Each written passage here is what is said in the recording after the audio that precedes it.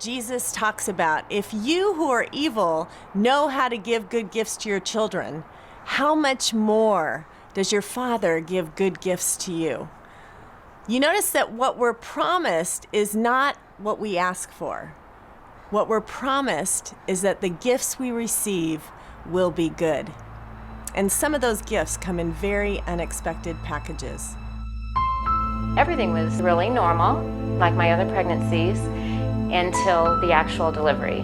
And that was pretty traumatic, and it was an emergency C-section. So we started right from day one with Layton, where things were not as we thought they would be. Layton had surgery right after birth for a hole in his stomach. We were told that when a newborn has surgery like that they'll probably be 3 months delayed in just about every milestone in the first 18 months. And so that's about where he was. And I didn't think that was odd at all. So he was progressing and he seemed normal just behind. The gap didn't close and he wasn't speaking. And I knew something was wrong. And the pediatrician kept telling me, oh, he's a boy, boys talk later, they develop later. But I knew in my heart something was not right.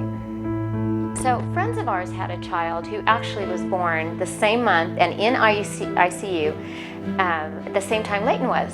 And they had found this place in Philadelphia that had really helped them with their child. And so we looked into this and we went there and we went to their seminar where they taught us a lot about the brain and seizures and all of these things, and they gave us a plan they said would help.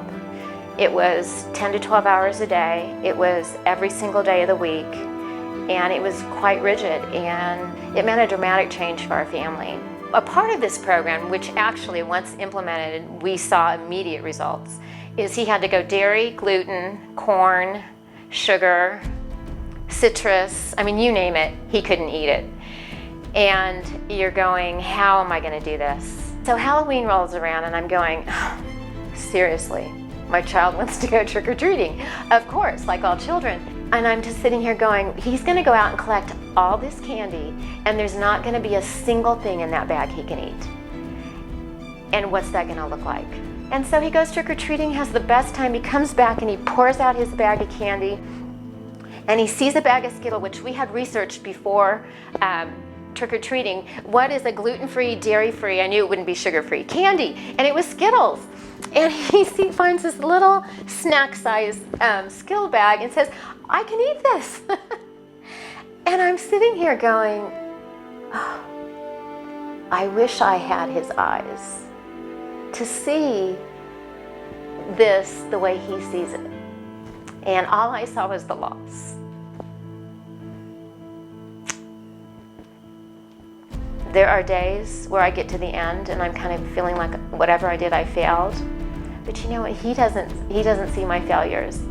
And I think that's the biggest gift, that he is so grateful and so loving, and it just kind of glosses over the mistakes that I feel like I'm making.